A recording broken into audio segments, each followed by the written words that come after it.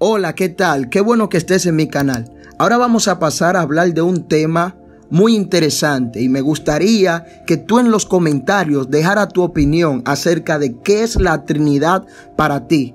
Dicho esto, vamos allá.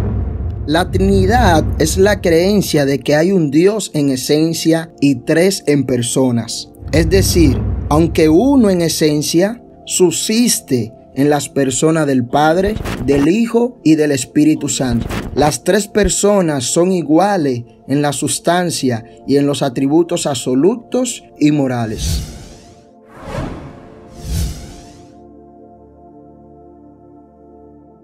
Tenemos que saber que el término en sí no lo vamos a encontrar en las Sagradas Escrituras. La palabra Trinidad la emplea Teófilo por primera vez en su forma griega y en su forma latina la emplea Tertuliano. La especulación trinitaria empieza en el siglo II con Atenágoras, año 177, quien defiende la doctrina como una parte esencial de la fe de la iglesia. Tertuliano la comentó ampliamente y era responsable en gran parte por el método y el vocabulario que la tradición occidental emplea en la actualidad. Tertuliano afirmaba que había un Dios en quien se podía encontrar tres personas. El problema con la postura de Tertuliano fue el trinitarismo económico.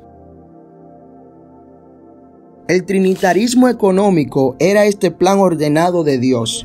La historia de la humanidad podía dividirse en tres periodos, cada uno de los cuales pertenecía a una persona diferente de la divinidad. El Antiguo Testamento fue la era del Padre, el periodo del Evangelio la era del Hijo y la época desde el Pentecostés la era del Espíritu Santo. Esta opinión no era satisfactoria porque ataba a la Trinidad al marco del tiempo y del espacio y porque se prestaba al modalismo, la creencia de que el Dios único apareció al hombre en tres modos diferentes. Como creador apareció al Padre, como redentor apareció al Hijo y como santificador apareció el Espíritu Santo. Estas consideraciones, que eran una forma de monarquismo, se atribuyen más tarde, algo injustamente, a Sabelio, un hereje del siglo III, y se conoce hoy en día como sabelianismo. Antes de que podamos hablar de la Trinidad, tenemos que hablar de la unidad, porque la palabra Trinidad significa triunidad.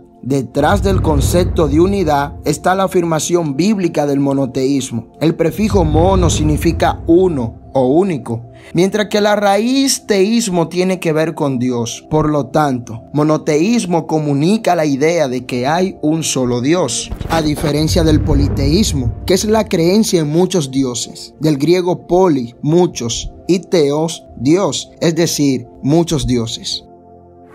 La creación habla de la Trinidad. En un principio, cuando Dios creó todas las cosas, estaba dando a conocer su propio carácter, esencia y atributos. Inclusive, cuando Dios crea al hombre en el libro de Génesis, vemos que Dios habla de crear al hombre a su imagen y semejanza. En pocas palabras, la creación muestra la esencia de Dios, con sus limitaciones, ya que lo infinito, es decir, Dios, se está revelando a través de algo finito, en este caso, la creación. Por ejemplo, si miramos el universo, veremos que la palabra universo combina los conceptos de unidad, describe un lugar de enorme diversidad y diversidad, que sin embargo posee unidad. Así es Dios. Veamos ahora al hombre, su ser. Pablo dice que el hombre es espíritu, alma y cuerpo, cuando dice, y todo vuestro ser, espíritu, alma y cuerpo. Primera de Tesalonicenses 5:23. Es decir, el hombre es tripartito o tricótomo, aunque muchos dicen que es dicótomo, pero en el fondo es lo mismo. En el hombre hay diversidad y unidad. Lo mismo sucede con Dios. Él es uno en esencia, pero tres en persona. Dios habla en plural. En el libro de Génesis vemos a Dios hablando en plural a la hora de crear al hombre, cuando dice, hagamos al hombre a nuestra imagen, conforme a nuestra semejanza. Génesis 1:26. El teólogo Sproul nos dice, Aun cuando no podemos encontrar una definición explícita de la Trinidad en el Antiguo Testamento, sí encontramos indicios dispersos allí acerca de la naturaleza trina de Dios. Ya hemos mencionado uno de estos indicios en el capítulo 1, el nombre de Dios que aparece en forma plural, Elohim. Los críticos ven el uso de este nombre como una señal de una patente forma de politeísmo. Sin embargo, en este nombre plural, especialmente por ir acompañado de un verbo en singular, otros han visto una misteriosa referencia al carácter plural de Dios. Cristología. Hay muchos pasajes en el Nuevo Testamento que atribuyen deidad a Cristo. En el Evangelio de Juan, Jesús hace una gran cantidad de declaraciones. Yo soy el pan de vida, yo soy la puerta, yo soy el camino y la verdad y la vida, entre otras. En cada una de estas declaraciones, las palabras para yo soy en el Nuevo Testamento griego son ego eimi.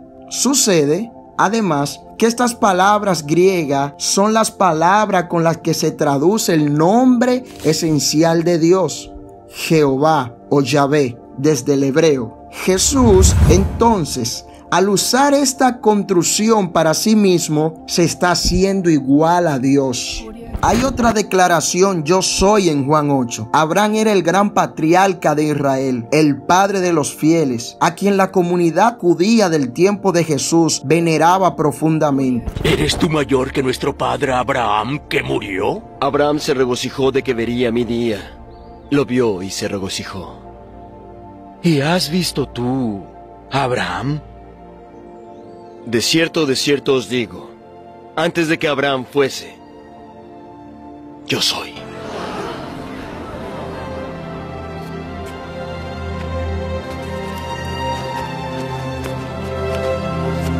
Jesús le dijo a los líderes judíos que Abraham se había alegrado de ver su día. Cuando los líderes preguntaron cómo era posible que Jesús hubiese visto a Abraham, él respondió, antes de que Abraham fuera, yo soy. Él no dijo, antes de que Abraham fuera, yo fui, sino más bien dijo, antes de que Abraham fuera, yo soy. Al decir esto, él se atribuyó eternidad y deidad, lo que muchas personas pasan por alto en nuestros días. Los contemporáneos de Jesús en el siglo I lo captaron más bien de inmediato. Ellos se encendieron en ira contra Jesús porque él, un simple hombre, a ojos de ellos, se había hecho a sí mismo igual a Dios. La más clara referencia a la deidad de Jesús en el Nuevo Testamento aparece al comienzo del Evangelio de Juan. Ahí leemos, en el principio ya existía la palabra, es decir,